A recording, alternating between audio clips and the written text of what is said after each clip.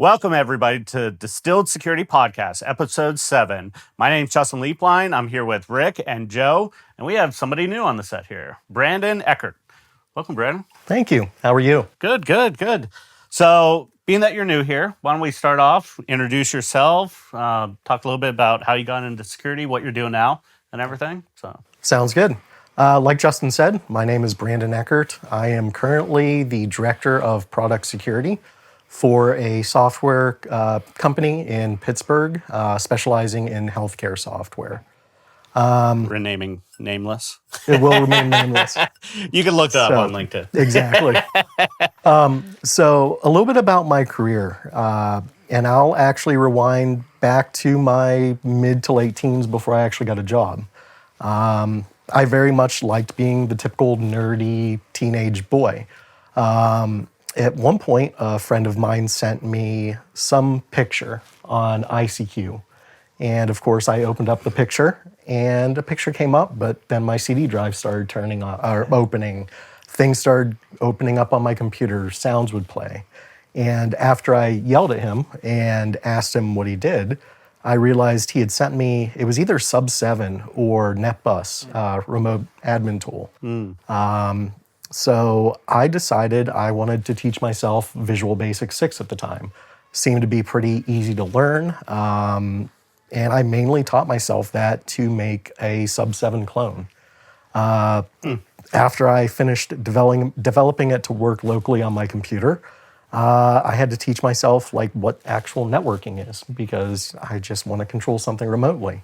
So a lot of the foundational knowledge about IT in general, I kind of just taught myself going to the equivalent of darknet forums back in the day, source code repositories. Fast forward a little bit, I got a job as a software developer at a tool and die company in my hometown of Meadville.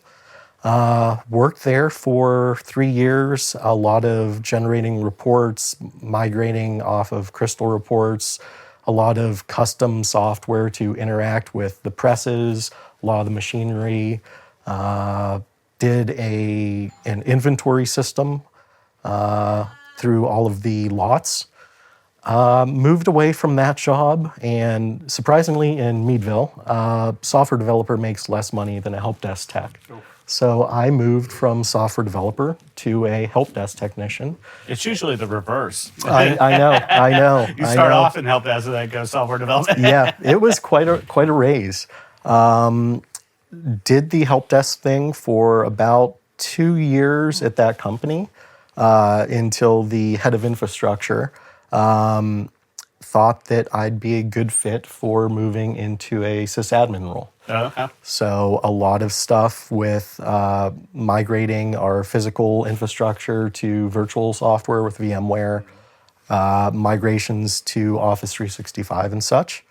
After about 6 years, I'd say, at that job, I kind of hit my peak of Meadville. I very much enjoyed the job, but on a whim, I applied at a job at a financial institution headquartered in Pittsburgh. Came in as a systems administrator. Within a year or so, they created a security engineer position. So up to this time, you haven't been in the security position specifically. It was all developer, help desk, and now what was the last one? Another sysadmin. Okay. Yeah. And all the time, I really wanted a security role. But like I said, growing up in Meadville, you either have to go to Cleveland for that, or Pittsburgh, or somewhere around there if you wanted to kind of escape the general An IT hour stuff. one way or the other. Exactly. About what year was that you started at the financial? It was early 2014. Okay. Yeah. So came in as a sysadmin, migrated over to a cybersecurity engineer position. Did a lot of cool stuff with automating some reporting from IPSs, for example, enhancing and enriching the data. For a period of time, I was still doing some sysadmin work, but took over managing antivirus, for example. We onboarded an MSSP, so a lot of work with endpoint protection. And really, the job at the financial institution is kind of what piqued my interest to getting certifications. So you didn't have any up to this point? Up till that point, I had A+ and Network Plus. Okay. Nothing directly security specific. It touched on some security stuff with Network Plus, of course. But that's really when I kind of started with a lot of the SANS training, Okay. which I started out But with. you have them all, I hear. I have quite a few SANS. Pokemon. Right. Yeah. Yeah. Well, that'll be our next topic. We'll really dive into certifications. But so what happened next? So at the point of Tri-State, I ended up getting promoted up to Senior Vice President, Information Security Officer. So head of That's their- like a CISO equivalent Correct. into that. Yeah. Yep. Got it. So the head of the cybersecurity program. Yep. Worked directly with the enterprise risk management team, a lot of the IT team as well. Still to get your hands dirty in that role? Or? I still got to some. Okay. Luckily, I was able to recruit for a hands-on practitioner Okay.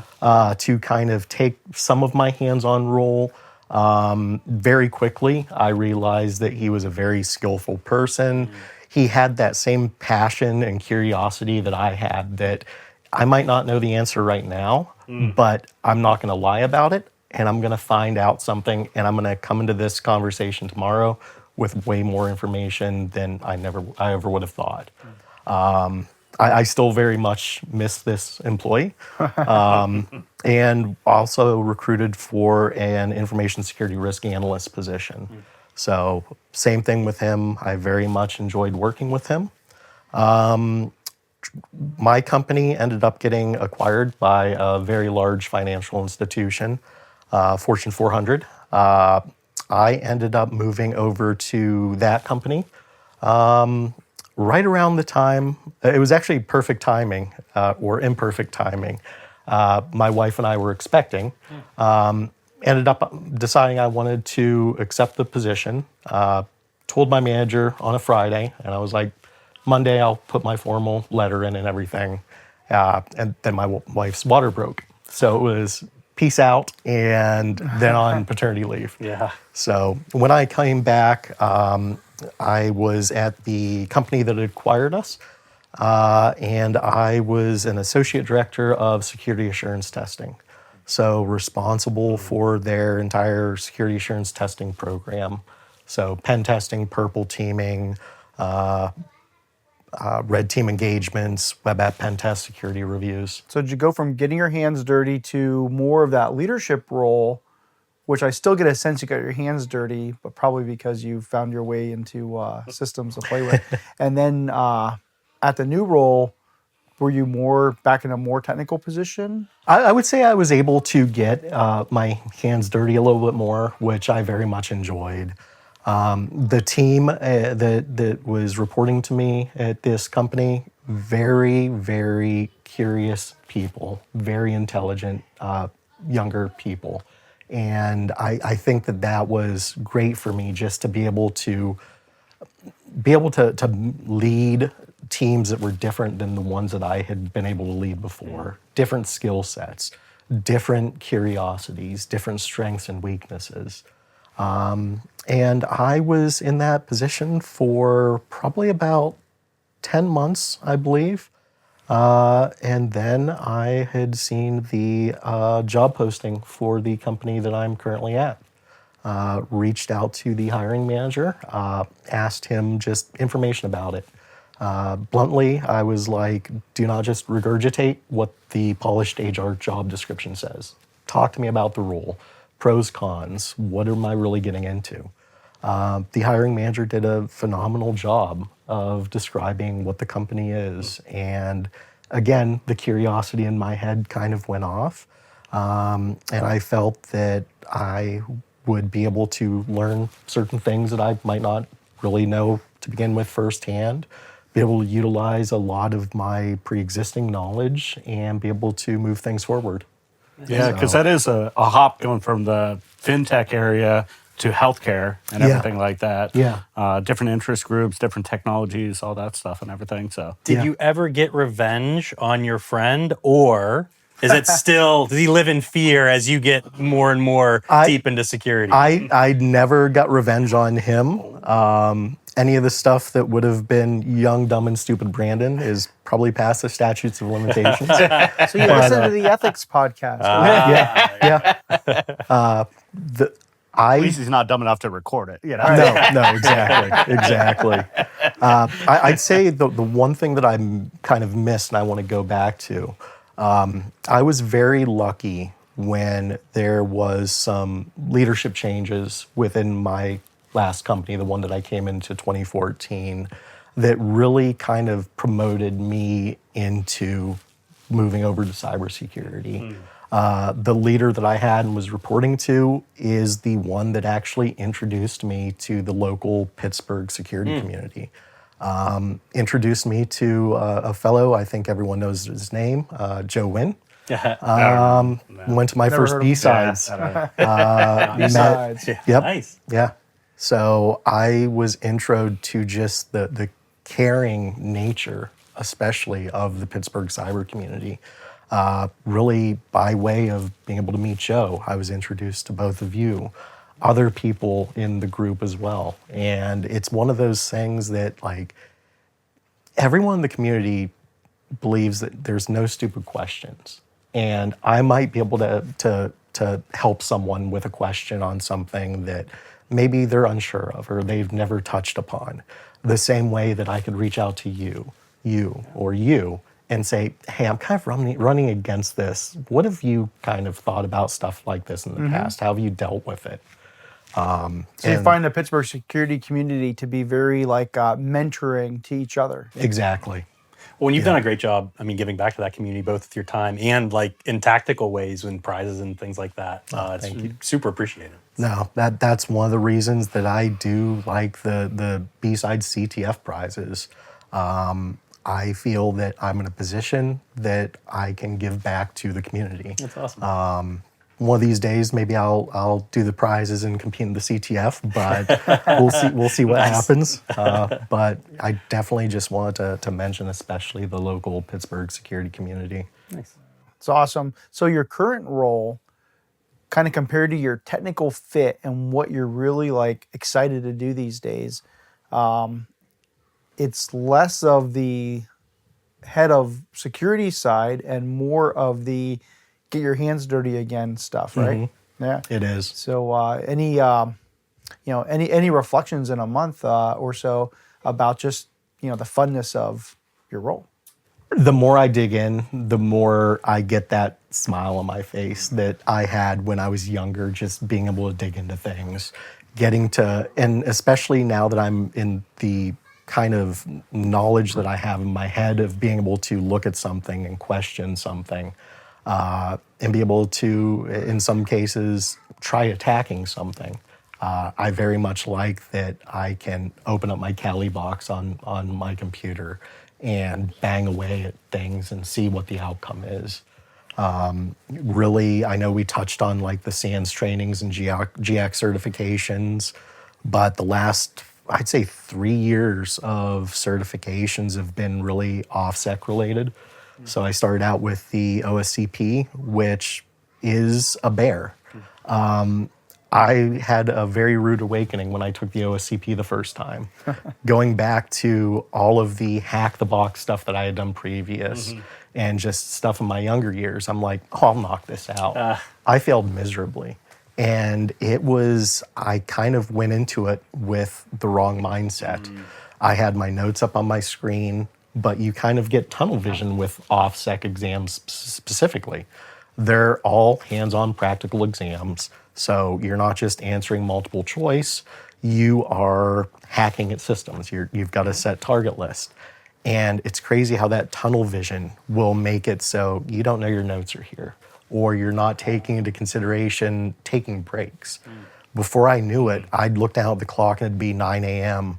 And I felt like 15 minutes later, I looked down and it's 11 a.m. Wow. Yeah. So after I failed miserably, and by that I mean I think I got 5 points out of the passing 70, I immediately rescheduled the exam for 3 weeks later. I gave myself some time to kind of decompress. I don't want to think about hacking. And a week from the training, I just started going through my notes again. Ended up getting every single one of the boxes on there. So that's a big shift from that. Yeah. Yeah. What was the main pivot point that, like, going from 5 to passing at that point, like, what was the big shift that? Alcohol intake. Oh, okay. Yeah. More or less? Good question. I had quite a bit of bourbon. On the first one or the Second one. The second one. Yeah, see, Oh, okay, that's what I was going at. Yeah. A little looser. A little looser. focus. a It, little it, focus it juice. helped me focus. Yeah. And the OSCP exam itself is 24 hours for the exam, 24 hours for report writing. I think when I passed it on the second attempt, I got all of the boxes in like 16 hours, I believe. That's amazing. Yeah, that's So incredible. moved over, ended up doing the OSWE from OffSec, which is the Offensive Security Web Expert, so web app pen tests. The thing that I like with OffSec and that I try to do with OffSec trainings is you can buy certain lab time, so like 60 days or 90 days, or you can buy a year plan. I don't like doing the year one because I feel personally, if I know that I have a year to do something training wise, Yeah, the deadline. You'll wait till the last 2 months to exactly. actually do it. Yeah. So what I would typically do is do the 60-day trainings. And I would purposely handicap myself a little bit. I'm purchasing it right now. The time starts right now. I'm going to start in 2 weeks. Just because I know that I have that deadline that's coming up and I can learn better on things. I can allocate the time to do the studying more, knowing that if I don't get it, that I'm going to spend more money. Yeah. Strategic procrastination. Yep. Yep. Yeah. So, was the OSCP your first offensive security certification? I would say the first that directly ties to it, the GIAC Certified Incident Handler, the SEC 504, was kind of like the incident handling and incident response part of security, but they also You got came that at it. before. Yeah. Okay. But it also came at it from the attacker's perspective. So when I did the GCIH, actually, I did a SANS community training in Pittsburgh, and our team actually won the challenge coin from it. So the CTF itself was a typical CTF. Yep.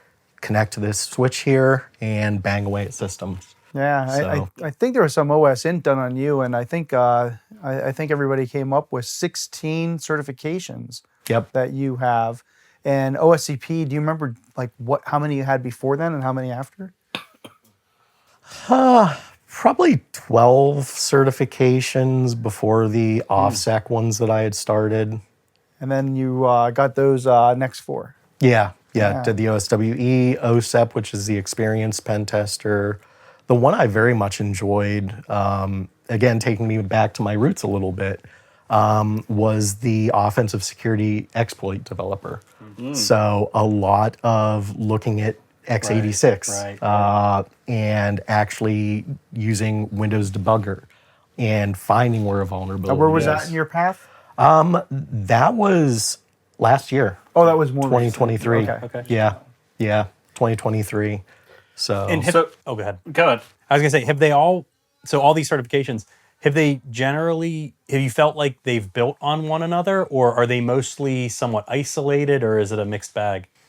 I think in some cases there is some isolation, but I'm one of those believers that like I know there's like the governance aspect, there's like the blue team and the red team side, but red team really does inform blue team on things and vice versa.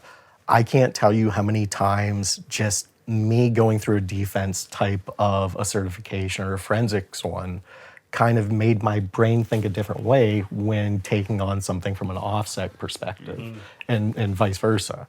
And I know that the one individual on my previous team that I referenced earlier, He's a blue teamer, true and true. And managing him, I never told him he needed to take a certain training. I would make proposals on what might benefit him, what might be fun to him. But I talked him into doing the OSCP. And he made me very proud. He was very nervous to take it. Again, blue teamer, true and true, never did offense. And I was proud when he called me up the morning after the exam and he said he passed it the first time. Because especially with the OSCP, there is such a huge failure rate. Right. And That's great. it made me so proud. That's awesome. Did you have a question? Yeah, I want to know how much you pay for the CPEs every single year. That's fair. Do most of your certs have like All of them. I will say the way that the timing for all of my SANS ones has happened, so my GIAC certifications, most of mine are the GIAC ones. And if I go to a training this year, it'll complete like 36 CPEs. So I use that on the previous one. So like the boot camp for the training you're for the cert you're doing now addresses all the prior certs. Exactly. So is that one of your motivations of getting like another cert? Is that No, okay. I have to have passion in yeah. what I'm going after. I have to feel that it'll benefit my current job and it'll benefit me in the future, whether or not I'm in the current job. Well, you're starting to answer the next question. Maybe we Right. should go to the next topic, which is individual certifications and how does somebody use them and how have you found them useful? What would you add to that question? no? That's a good I think what really helps is take the certification out of it and just take it at the training level. I like being able to read the training material and not only apply it to what this type of a training is or this certification, but stuff that I'm tackling that may or may not be related directly to that in my life as far as at work. So, like I said, when I took the GCIH, which I think was my second SANS training, like I was just kind of in this weird position of being the security guy. I wasn't in a leadership position at that time. I was just the hands-on security person.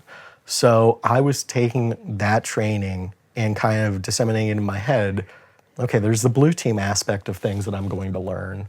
Then there's also the hacky stuff I'm going to learn. And just being able to kind of put those together. And even like when I did like some of the GIAC certified forensics examiner, I'm still going back to stuff that I learned in previous exams and trainings. And it just kind of helps bolster and step up that mountain of knowledge. I'm also one of those people that like when your SANS training or your GIAC certifications renew, they give you an option to repurchase the courseware. So I will repurchase them. I'll look to see what's changed in the last couple of years between the training that I took and the books now. And I'll actually reread the new books, and not whole books, but just the sections that have changed. So I very much like that. Now, do you find like, I mean, you're now in a senior leadership, position, have been for a little while. You're doing a lot of tactical certifications. Does that still help you? You just did a job search. Do you felt like that had a relevance to the job, that you were going for? Or was it just kind of, he has a lot of certs and they just kind of blend all together? I think for the job that I just have started at, I think specific certifications did help. Yeah. I'd say a lot of the offensive security ones, especially geared towards cloud, but also some of my defense-related ones in forensics did touch on multi-cloud as well. Okay. I also, like, one of my biggest pet peeves when I was kind of coming up through the ranks was having a manager that didn't understand the hands-on practitioner and what they're going through. And there was just a big disconnect between manager says this and doesn't know what they're talking about or doesn't understand how to operationalize it. And I told myself I didn't want to be that person. No matter how high I went up the totem pole, I wanted to be able to offer guidance outside of just a manager saying something to people to report to me. Yeah. Yeah, and I guess I have a little bit different aspect to certifications. I think they're more just getting past the HR block type of thing. Like, that's what I recommend people, because out of the gambit of people I know have certification, I've met brilliant people that have 0, and I've met some of the dumbest people that have an alphabet soup and everything in between, type of thing. So it's not a measure of, like how smart they passed the test. And they had a little, like, there's a little bit that obviously they had to regurgitate it, but most of them are multiple guest questionnaire, type of thing. It's not most, like, a lot don't have a practicality aspect to it. I do like the OSCP and, some of the other ones that have that testing. Yeah. It means more, exactly. than just answering a multiple choice question. Yeah. And that's one thing I will give GAC props for, is they're starting to implement the practical portions of exams. It's not just, it's an open book test. I can lug all 5 or 6 books in my index. And I know 100% that you could go into a GAC or a GAC certification exam with your books, just do an index, and you could not know anything and still pass. I know They used to call that cheating in other tests. I know. I know someone that did that, and I'm like, why? Like, your company is giving you this money, and it's going to benefit you now. It's going to benefit you in the future. Why would you just quickly go through your books and pass? Well, It what I does love not about make sense. what I love about what you said was you do it for the learning experience, Right. which the certification is just somebody else's stamp of approval. It's something you wanted to know anyway. Which is actually something I say about people who go get ISO cert and SOC 2. Yeah. But from that aspect, you've built your knowledge base using this as a tool in order to help you, force you into learning in a particular way. Yeah. Yeah. I was going to say something very similar. I really like the concept of, like so many things, right? You're going to get out of it what you put into it, right? And so if you go into this saying, I just want the checkbox, okay, you can do the index and get the certification and move on. But if you're like, I want the knowledge, all right, well, the natural outcome of that is likely going to be the certification, but then you also have the knowledge, which is super cool. Exactly. And again, my wife hates me for it. I have bins and bins and bins of all of my SANS trainings. And within a second, if I need to remember something or remember certain commands, certain tools, I can just look at my OneNote, but I also have all these books. And those books aren't small either. They're no. very thick. Yeah, it was a pain when I moved in with my wife, girlfriend at the time. Heavy bins. Yeah, it's very heavy. So one of the things, if you watch what I like to ask when we're talking about stuff is, well, what can other people take away from your experience having gotten all these certs? And I think the way Justin framed the topic was, how should somebody use them? So kind of pulling that all together. And if somebody's listening to this and they're thinking, all right, well, Brandon came out of Meadville, hit as much as he could in that small town, and then moved to the big city and started to really progress, but also started to have a motivated way to learn as you went. If somebody's starting now, any advice for them that would help them kind of get from point A to point B? As far as trainings and certifications, I'll go back to what I said a little earlier. Go into it knowing that you have, or being aware that you have certain problems within your organization that you're facing, and talk with management as far as how training specifically can maybe help. I really feel that AKA, do you pay for it? Is that what you're saying? on that certification route, yes. But it's surprising. And I feel so bad because SANS training, as much as I love it, it is buku dollars. It's a little pricey. It's expensive. Even though I went the SANS route and I was, I'd say, privileged working at the financial institution that I worked at, that they gave the budget for that, everything that I learned in SANS, you can find elsewhere on the internet. And I'm not talking about pirated books. The same content exists Right. in multiple places. So isn't that the Goodwill Hunting? Yeah, yeah. Scene out of there? He's like, you could learn all of it with a dollar, 40 cents of late fees in the library, Yeah. type of thing. He's Yeah. like, but I'll have a degree and you won't. Exactly. And the time that it takes you to go through 30 different resources to try to find what's in a single SANS training, for example, or even on the OffSec side of the house, what does the OSCP cover? You can find those resources other places. And even if your company won't pay for a training, a lot of times they will pay for certification. I've also worked places before that they'll pay for a training, but not the certification. In some cases, I did invest in myself. There were trainings that I wanted to take that I didn't want to keep going to my employer and being like, hey, can I gain some more knowledge? Can you give me some more money? This is the 5th time I've asked you this year. Yeah. So there were trainings that I personally paid for in the attempts. Even when I was younger, and I'll go back to the help desk position, my employer didn't pay for my Network Plus training or certification. So I just kind of took it upon myself, to get a book, but also find different resources online that would help me with that. And at the time, and this is young stupid Brandon, I was car broke. I was help desk with a brand new Corvette. Carport. Yeah. So I was like, I won't go out to lunch for a couple weeks. And that's how I saved for the Network Plus. Yeah. Are there any certs that you that are common that you just aren't interested in getting? The CEH, Certified Ethical Hacker. Oh, I have that one. Yeah. Do you have the CISSP? Surprisingly, no. Yeah. No. I recently So saw you are my exact opposite. I recently saw a post somebody made just wondering, everybody out there says, oh, go get your CISP. And then somebody's questioning that.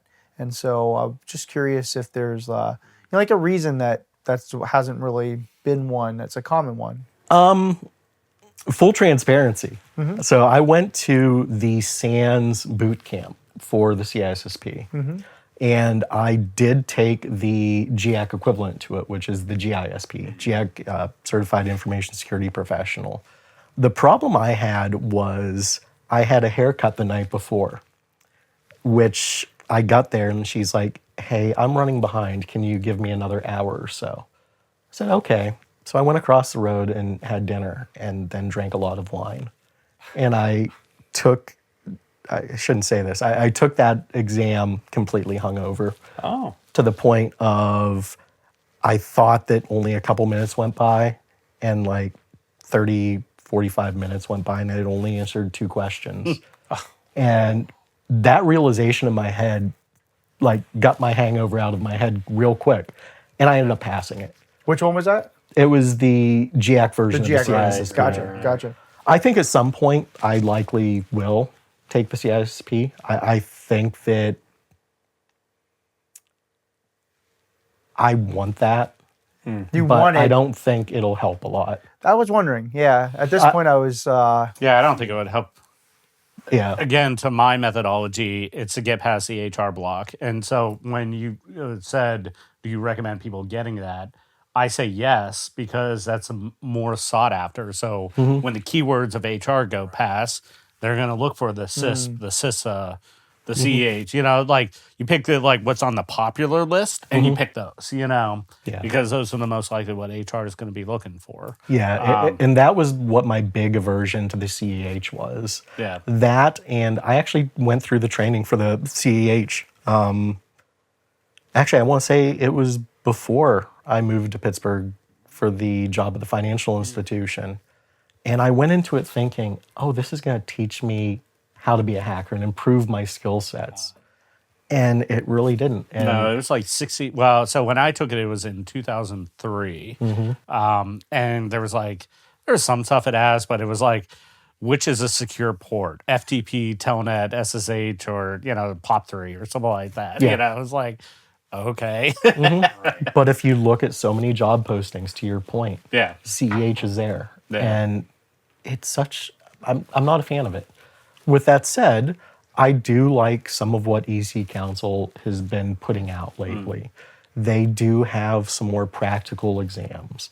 I was personally a fan of the certified CISO training that I went through EC Council. Gotcha. I went into it not having high hopes, but I thought that they did a very good job in the time frame of the training of building out certain domains that you would typically see and be responsible for as a chief information security officer. I was very much impressed by that personally. Interesting. Yeah.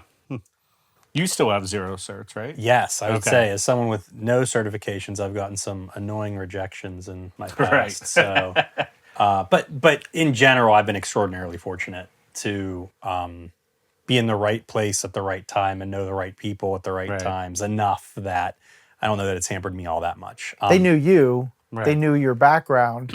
You didn't need the cert speaking. But to then you. HR is like, he doesn't have a CIS. Yeah, if you can jump the line. But I do think it's true. Like the network can be, and it's not a guarantee certainly, but it can in some cases be a proxy for certain certifications or certain requirements. But if you're just going in blind, or if you're earlier in your career, you haven't built as much of a network yet, it can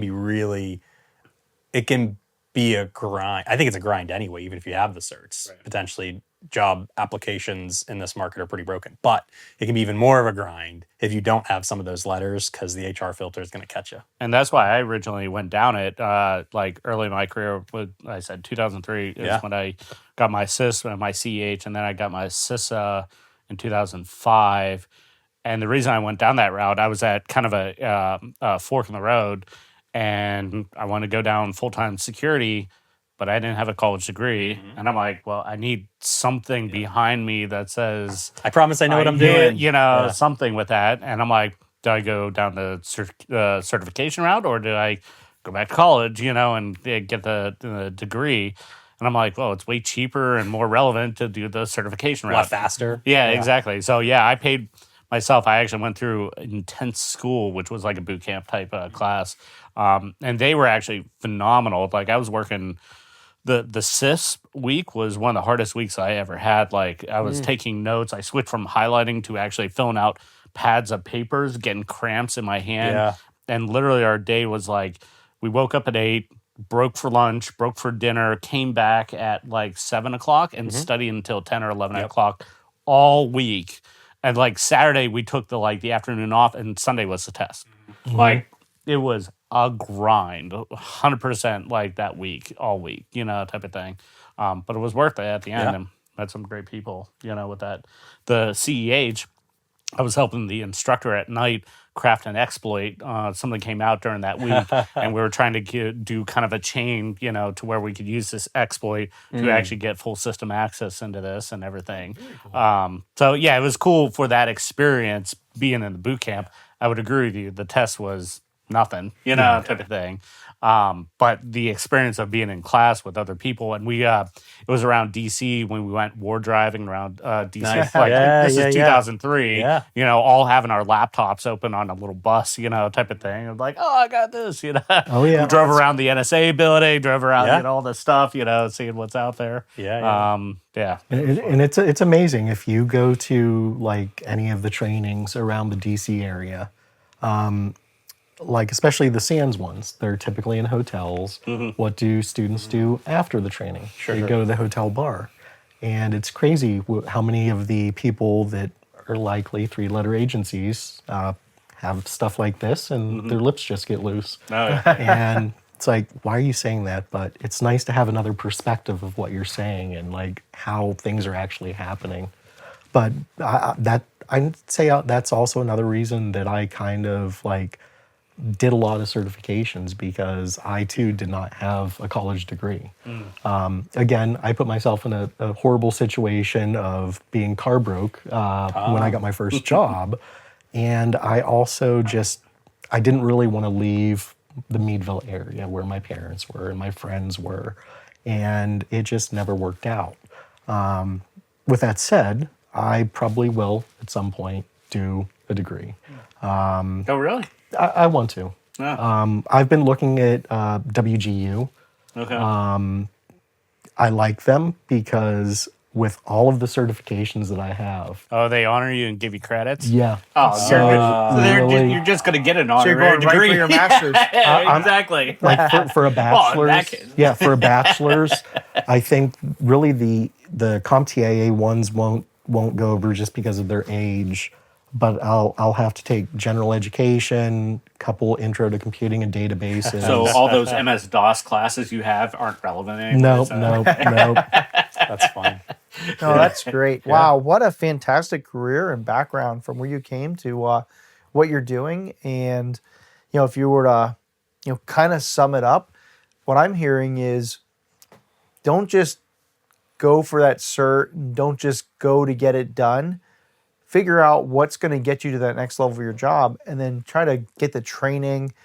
You might have to work your employer on will you pay for the cert, will you pay for the training, and whichever way gets you past that, take advantage of it.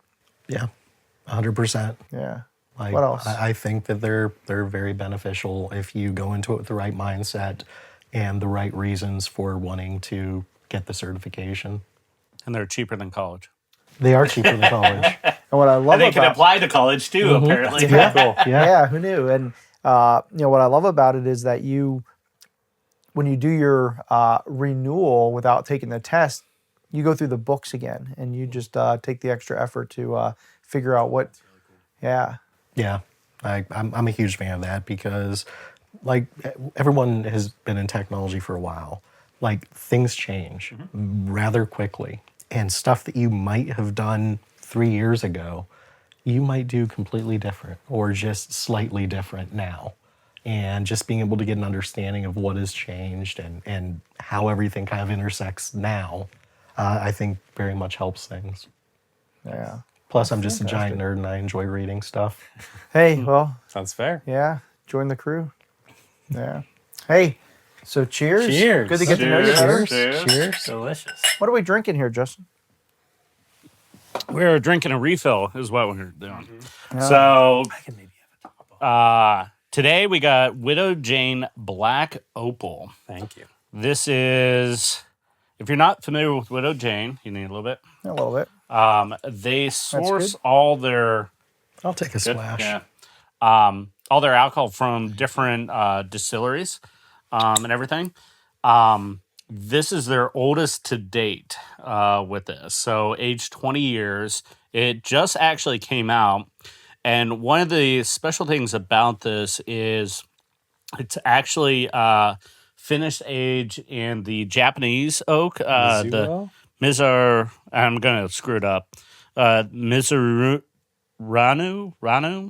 oak, which adds a lot of different complexity. What's the other one? I have another bourbon in there that has like the copper top. It does the same thing with some of the oak. So it's a very expensive oak to put it in, but it adds like tobacco, toffee notes, everything like that. And being that it's 28 with this, it's, what do you guys think? This is fantastic. Yeah. I like it a lot. It's Everybody delicious. started saying they wanted ice, and I don't think anybody actually No. did ice. No, it did not need ice. I to open typically up. do, but yeah. It Yeah. opened up Fantastic. really nice without a chip of ice. So yeah, it has kind of a good toffee caramel on the nose, and then it kind of like settles into a little bit of fruit, like a plum type fruit and everything like that. I don't know if you guys do this, and I don't know if you're really supposed to or not. I think someone told me about it, but like if you like warm it up even a little bit, it can open it up sometimes. So like I'm trying to hold it like in my hands like this, and it actually gets a little warmer. And I actually, before I mentioned to you that like I have a terrible palate, and so like I'll get like the big notes, like, oh, this is like, leather, or oh, this is tobacco.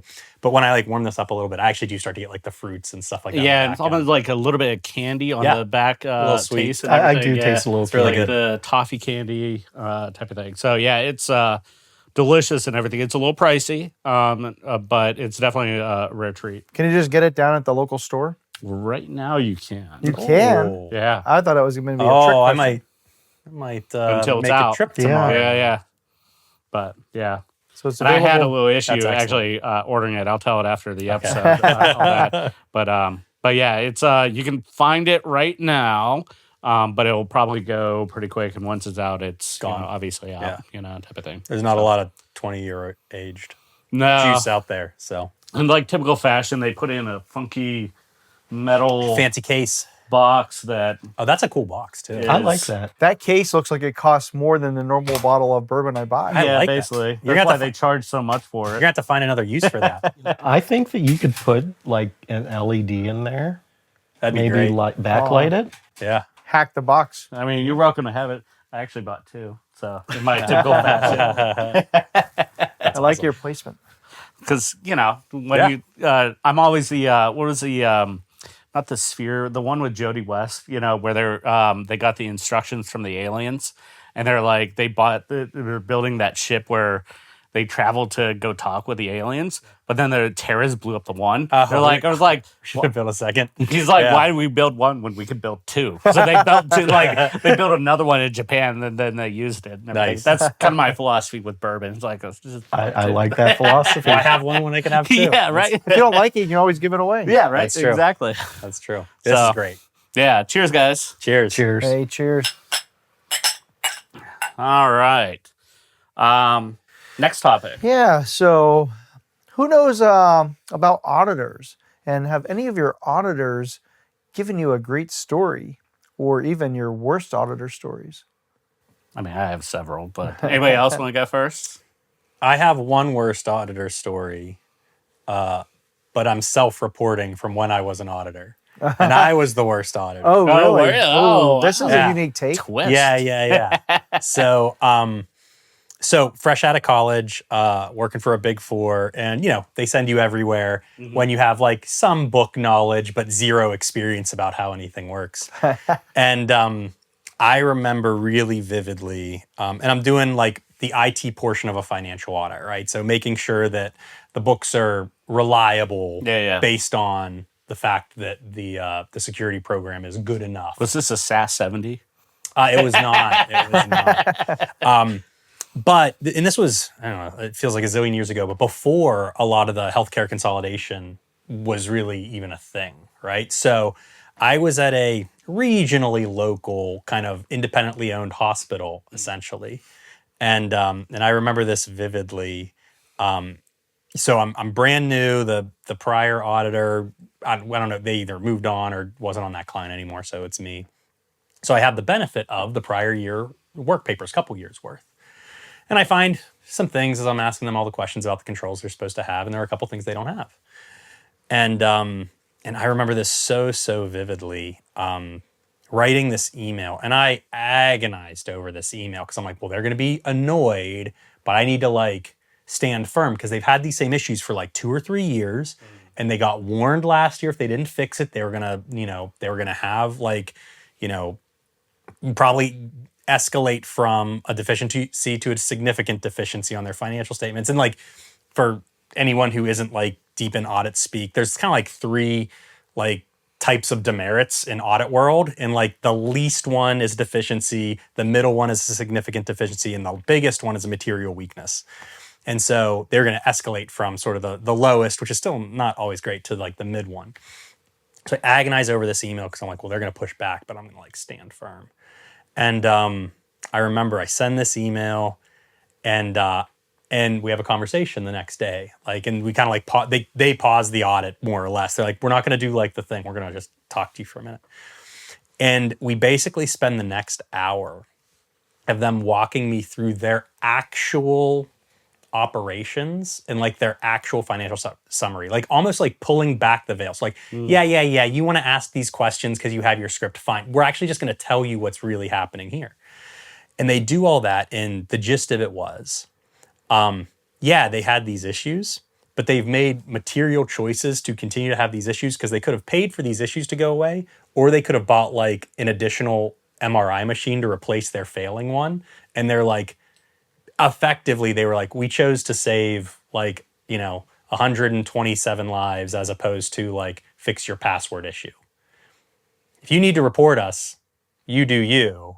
But so then I remember very vividly like going to my leadership and be like, we've done the wrong thing, but I'm glad we started doing the wrong thing because I know a lot more about how life and the way things work now as an auditor. So I was a dumb auditor. I don't know if it's like their worst audit story ever. Dumb auditor. No. Yeah. Let's say, did you write them up for a significant?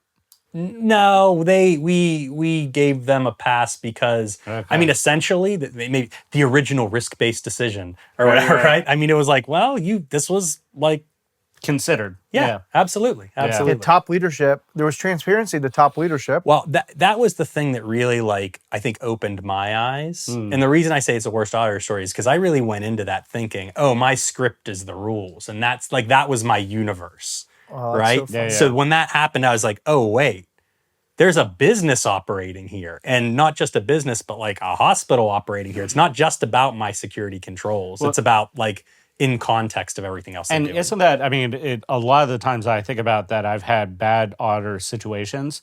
It's typically auditors that's never been in that business mindset. Yeah. Like they've never been a practitioner. They've never run a company. They have this is best practices, and why aren't you doing that? This is simple. Why don't you just do it? Absolutely. You just patch over 100,000 machines. You just hit apply, and it works. I have 10 other clients that do this. Why can't you? I didn't have a worst auditor story come to mind, but I had the experience of, and it is so funny because it's almost like you were reading my thought. Your notes? Wrote down. Yeah. It's a strangest where just generally the internal auditor at a place I was working was taking the approach that they knew what was best for you. Ah, yes. And it was always a write-up, always a thing with no other context. And we had, the CIO would always explain to their executive VP why we would and wouldn't do something. And it was, we're not going to fund that. We're going to put money into this other thing. And we're just not going to fix this problem right now. And considered intentional. We have other compensating controls. Yep. So it's not the worst thing in the world. But the auditor, following the script, you weren't my auditor then. No, I wasn't. No, I don't think so. So that was. I've been your auditor several times. I was wondering if the story is going to be about me. No. That's that would have been a good one. That's for after the recording. Oh, okay, gotcha. So, well, I know you have some in mind. Do you have any worst auditor stories you want to share? I know we didn't really prep too much. You can leave names and faces. I can think of one, and I'm saying this one because the company's no longer in business, so it's none of my Pittsburgh life of a career. So the manufacturing company that I worked at, and again, I was software developer and then also did some general IT stuff. And we had an audit around not just some IT controls, but around a lot of the processes for how we actually manufacture things. A lot of our clients were big automotive companies like Chevy, Ford, what have you. And I kind of got thrown into meeting with the auditors because someone was sick. And the person that was supposed to also be meeting with the auditors from my company was also sick. So there was a delegate for there. And this is, again, when I didn't you really... got the short straw. I did. And it's like... We need a body. Exactly. And I didn't know a lot about security stuff and security risk at the time. But I knew that the direction that this other person's delegate was going was very bad. And they were saying things that weren't actually reality. Yep. So kind of digging a grave for themselves. And then he was going to open up a web-based application on the computer to show the auditor some stuff. And he started pulling out a notebook that had passwords on it. Oof. And I didn't know what to do. And like I said, I was very green in my career. So I purposely tipped my chair over and fell chest first on the ground. I didn't mean to hit that hard. It knocked the wind out of me, and I proceeded to vomit on the floor. But they rescheduled the audit, like that session. And That's a scene from a movie, Yeah. man. yeah, That's incredible. admirable. That had a twist I Yeah. did not expect. Take So wait, one for wait, the you team. intentionally did this to reschedule it? I So the- intentionally did it for a distraction. He didn't So know the- what would happen. Yeah, yeah. I don't think he expected to throw up.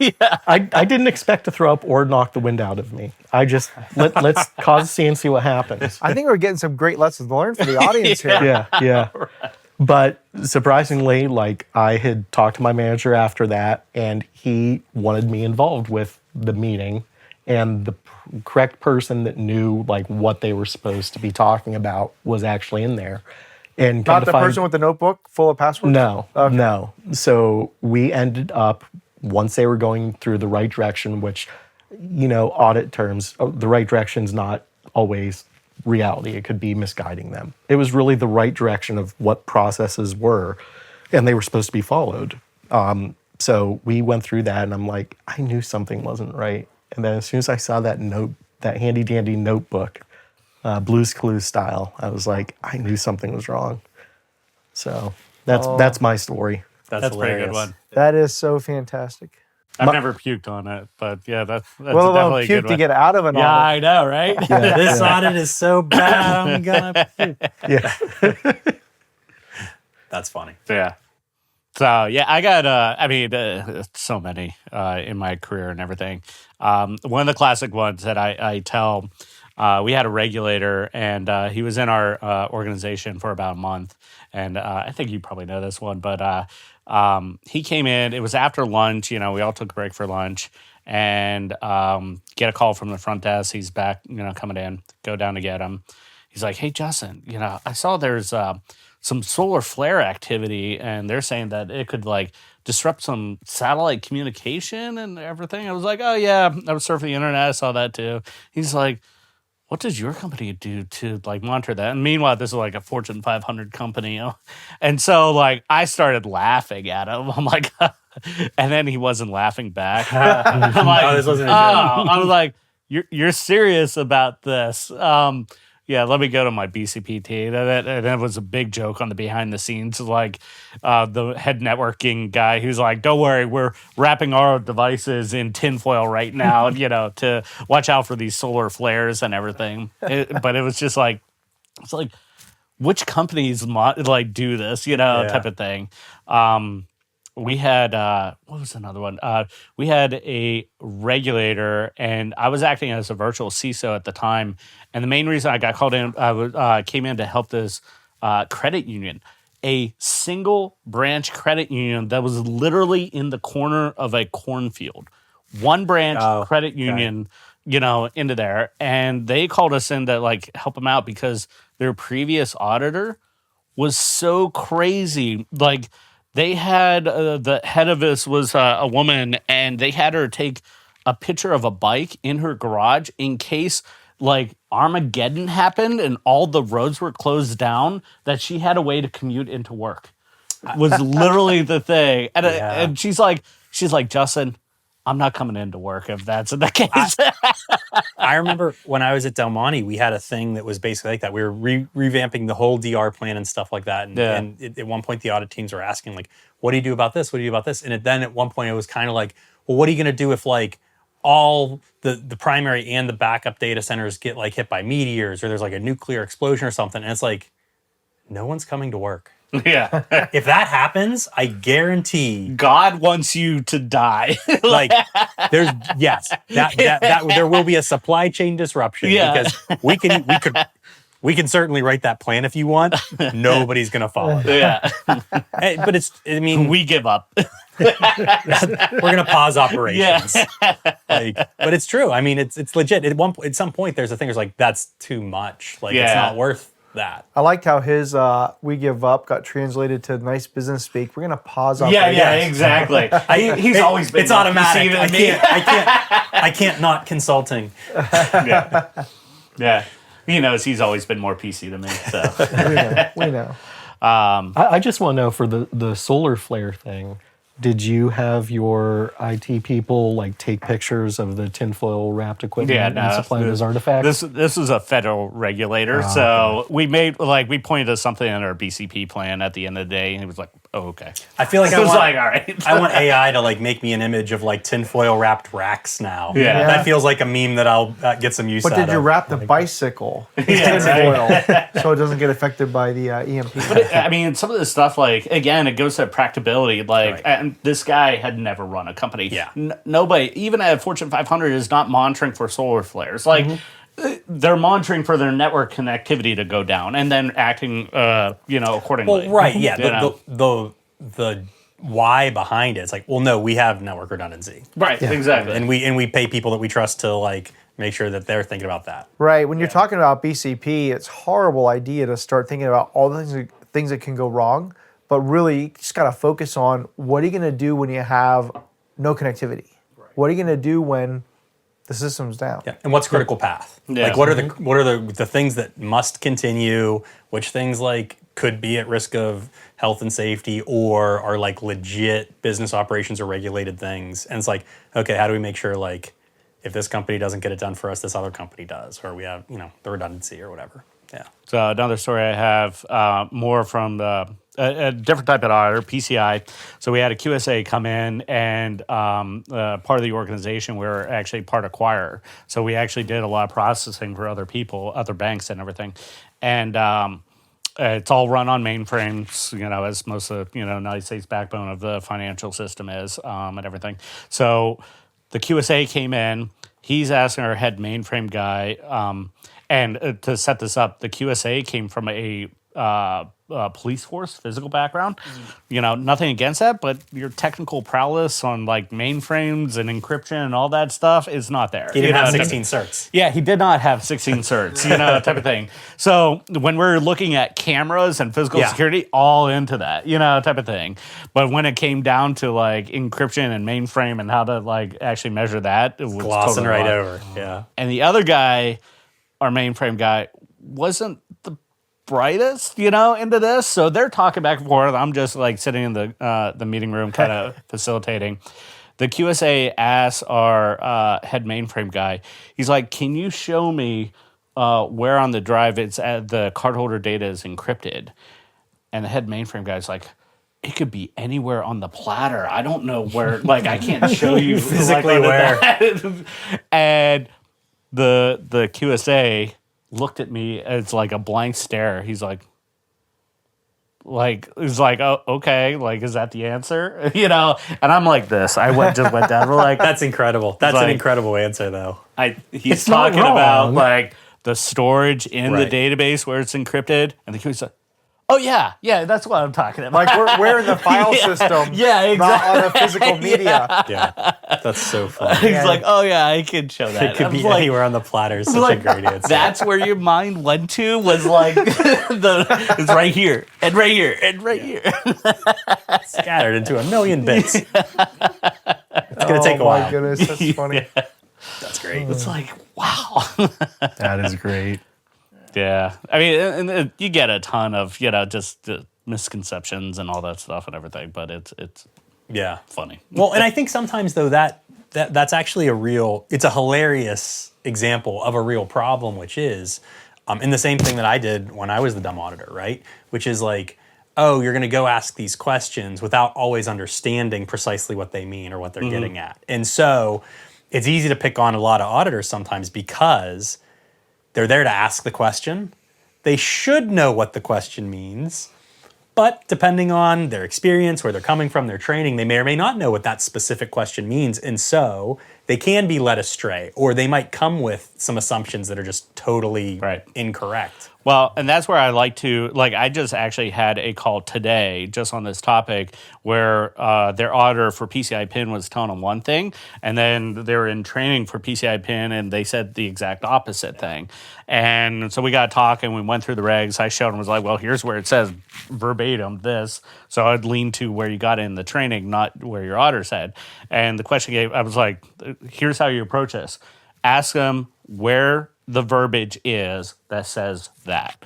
You know, as soon as you got kind of a collective right here, then you can start breaking down, you know, into that instead of a mythical, I don't think you can do that, or it's interpreted that you have to do everything, Right. you know, type of thing. It's like, no, show me where exactly it is. In fact, it was funny.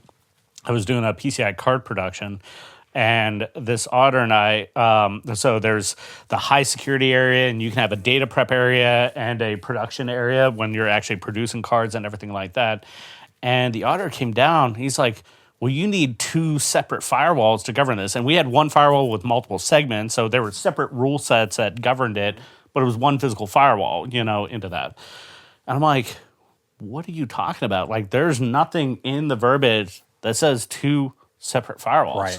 He's like, yeah, it's clear in the verbiage, but he couldn't, like, I was like, show me where it is, you know, type of thing. And he's going through, can't find it. And finally, he's like, oh, it's the picture. There's an example picture in the doc That's one example. that had 2 of the brick, like, firewall images, and they were separate. It didn't have a verbiage that said that it had to be a firewall, separate firewalls. The picture showed that it had to be separate. Just So because he you won. can do it that way doesn't mean you Well, must. so it's funny. Like, I was getting a little bit of pushback because I was arguing with him for an hour. I was like, but it's not in the verbiage. Like, how can we fault, like, a picture? You know, type of thing. Do you want me like make brick? Like, I was playing with him at that point. It was like, do you want me to build bricks? You know, like in front of the wire, like because that's what the picture says. You know? You know, type of thing. And finally, I went into our IT office. I was like, do we have a dummy firewall that you can put right here on the network map? Start in on line star allow. with no whatever. rules. Like, no rules applied. Just put it right there. They're like, yeah, but that could be a failure. I was like, I get it. Like, they're like, yes, we could. And the next day they put it in. I was like, there's a separate firewall. And he's like, good. At least it looks like the picture. Yeah, exactly. 0 rules, nothing applied onto that firewall. Yeah. But yep, there's a separate firewall. Wow, that was a fun topic. Auditor stories. Yeah. Any other auditor stories? I have one particularly good one. It's not even a story. It's, I guess, more of a relationship. When I was at Del Monte, that's really where I learned to, like, we had a fantastic internal audit team. They were just really on top of it, really, really good. And I had heard many, many times before that experience, like, you know, don't trust the auditors. You're the IT people. You're the security people. They're going to ask you. They're going to try and catch you. They're going to do that. And it really built this frame in my head because they were so great at what they did. That, like, oh, well, in everyone's mileage may vary and every environment's a little bit different, but internal audit's like the good guys. If you can, if they're competent. if they're competent, They're awesome. Yeah. and you can build that relationship, that's probably my best advice for avoiding bad auditor stories. Because if you let them in, even to, like, the problems, but you say, hey, we're self-reporting this is what we're doing about it, again, because they have a job to do too, right? And if you hide everything and back off and wall them off, like, it's just making their job harder. If you proactively help them, proactively give them stuff they need, all that stuff, they're going to have your back when the less good auditors from external, you know, might come in or whatever. And even they're not, like, horrible. They have a job to do too, but they're going to be able to really help balance that risk profile and really sell the story. It's like, yeah, we're an independent group within this organization, and, you know, here's our interpretation, speaking the language that you speak, aligned with the things that you want aligned with externally. You know, let us be the bridge, and we'll help make sure that the company's still cool. That's my best advice. Like, Well, the reason I love that Yeah. and the reason it makes so much sense is because if you consider your internal audit an actual another part of your control for why your security program's working, Absolutely. and this aligns perfectly with ISO 27001's methodology because they're looking for conformance. And when you have your internal auditor find something, well, the best thing to do is self-report. yes, Right. Get that into your nonconformity list, your corrective action plan. But if your internal auditor can find it before the external auditor comes in, then you've logged it. Your management system is working. Right. Yep. Then when they come in and look at it, they're like, well, we would write that up, but you kind of got to get out of jail free card because you already found it within one of your other controls. Right. Yep. And I just love that methodology. yeah. that was one of the things when I was at Diebold. I made it a point to be friends with internal audit, and we had a once a month meeting between the head of IT audit and myself and everything, head of governance. And we did a whole bunch of stuff back and forth. Like I got copies of all the IT audit reports to look at all the findings, those being issued. There were times that I had some problems with some parts of the business, on complying with certain things. And I said, Apply some leverage. I basically said, you may want to, as in your planning of your next 6 months, put this on the list, type of thing. Absolutely right. Because the I think advantage, we've all done that. yeah, because, the advantage that, internal audit has, it goes up to the board. Management has to respond and fix it if it's like an actual legit issue. Whereas if it's coming from pure governance, you can ignore, you can, play some games and everything. And if you and your department is known to be trustworthy and have the company's best interest at heart, and you're not trying to hide things and all that stuff, and you say, hey, you might want to look about this or think about this, right? They can apply their filter and determine, oh, is this big enough or not? But they're going to at least pay attention to it, right? They're going to at least consider it. And then if it needs bubbled up, they will, and it's, Yeah. Well, this is fantastic. I think we hit like a number of good things in the time we have. Anything else we want to hit on, or we're going to have a nice little toast out here? Do a toast out, or we can do the turkey thing. the turkey thing's pretty quick. Yeah, probably. let's hit that. All right. So I think I'm the only one that cooks a turkey. Is that true in this? Well, The wives all cook the turkey for you guys? gets cooked, but I'm really not doing it. I've cooked turkeys before, just Okay. not this Thanksgiving. I'll be in Mexico, so Oh, nice. That's awesome. Are you even going to have turkey? I sure hope. You got a turkey burrito, Yeah, a that's gobble true. burrito. Yeah. Oh, I like it. love gobbleritos. Same. Oh, they're so good. So how do you cook a turkey? Yeah.